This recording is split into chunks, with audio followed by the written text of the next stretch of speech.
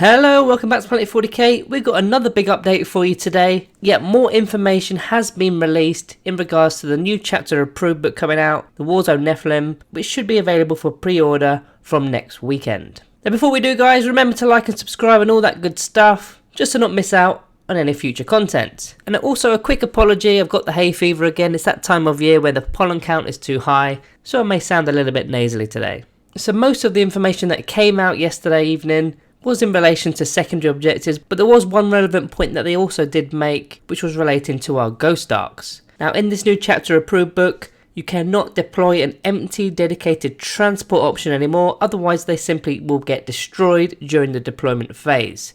So rest in peace Ghost Arcs, they're not going to be chosen as often. You've either got to fill them with 10 warriors, alternatively you can be sticking an infantry character within the Ghost Arc. Now as it currently stands in the current format, character auras and abilities are not going to work from the Ghost Arc, but there are current whispers, but potentially those auras will be used even though they're within the actual transport itself. That hasn't been confirmed yet, so that is just actually speculation. But as far as dedicated transport goes, they need units within them to deploy them. Now I personally don't deploy them with any units inside. I actually don't even use them as transport options.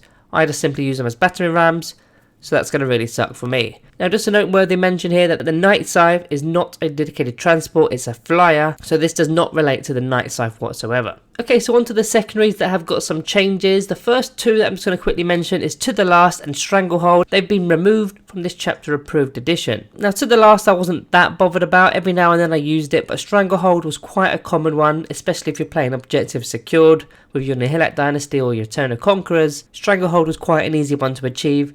Unfortunately, this has now been removed. Now there is actually something quite similar that we can select from our own codex, and we're going to go over that in a bit because most of them have actually been changed. So first of all, let's look at the universal secondary objectives that have been changed. So first in line, we've got engage on all fronts. Aircrafts can no longer score engage on all fronts anymore when previously they could. Also, it no longer requires a minimum of 3 units to actually score the objective, but your starting strength of the unit did need to begin with 3 or more models. So that still eliminates Crypto Thralls, for example, from actually being able to score because they only started with 2. However, if you've got one single immortal left in a unit, previously was a unit of 5, that single immortal can still do engage on all fronts. So there's a slight softening on the way to achieve engage on all fronts. Now raise the banners, that's the next one that has also been changed slightly. You can now raise banners even with enemy units nearby. And further to add to this, you only lose the banner if your opponent can gain control of the objective, and furthermore, the banner will only come down in your opponent's command phase, which is another change to this actual secondary, because previously it was at any phase. But what this now means is our Necron Dynasty and our Return of Conquerors Dynasty again is going to go hand in hand with Raise the Banners now, because we're going to be OBSEC army wide. We're going to be able to control those objectives quite comfortably. Now when the actual book does come out, we're going to go over the secondary objectives in a little bit more detail to explain how to effectively score each and every one of them. But just for a brief idea of how we're going to be scoring them now, objective secured units could be raising those banners even with enemy units nearby. There was a few more changes on the actual universal secondary objectives, but they were mainly in relation to the Warcraft secondary objectives, which we of course don't have any Psychers in the Necron faction. So we're going to move on to our actual secondary objectives in our codex itself. Every single one of these has been changed in this new chapter approved. Now bearing in mind that last week Warhammer community let us know that we can effectively have 2 or even 3 of our secondary objectives within our book, whereas previously you can only select 1 of them from the book and the rest of them from the chapter approved book. But now we don't even need to use any of the chapter approved book options because we can select all 3 of them from the Necron Codex if we wanted to. So starting with the first one from the Necron Codex, the new Code of Combat. Now there's only a slight tweak here, but it definitely is a buff in terms of what we're going to be scoring. It was previously 3 victory points for removing a unit from the battlefield. Now it is 3 victory points for removing a unit at range, and it's 4 victory points for removing a unit in melee. Of course they need to have the noble keyword to score those points, but as we've already seen in previous videos, Silent King is now almost an auto include because of the amount of CP he brings to the table, and any units he kills, he's bringing you victory points. So that's a new little buff to the Code of Combat. Next we've got the new version of the PURGE the Vermin. Now unfortunately we only score 1 victory point per table quarter now.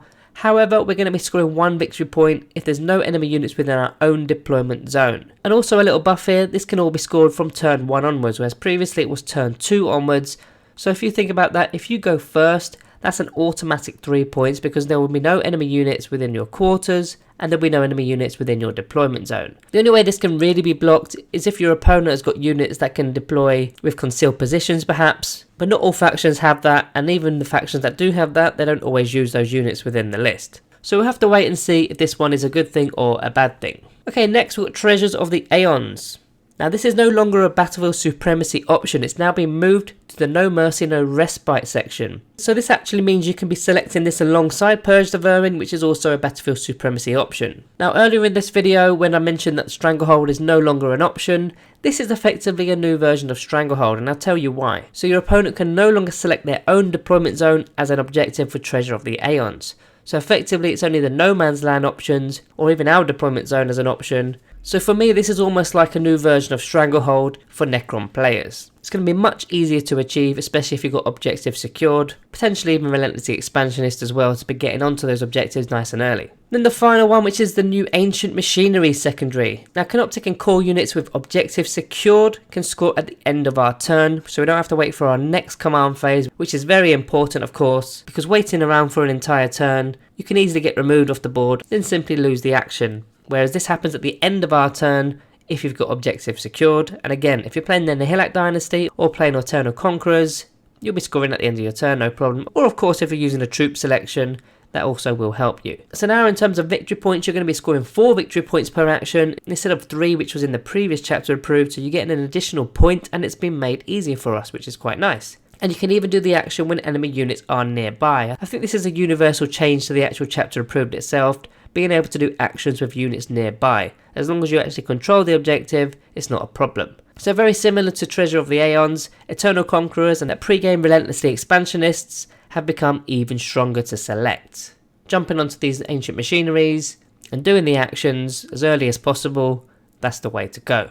So that's another update that came out yesterday.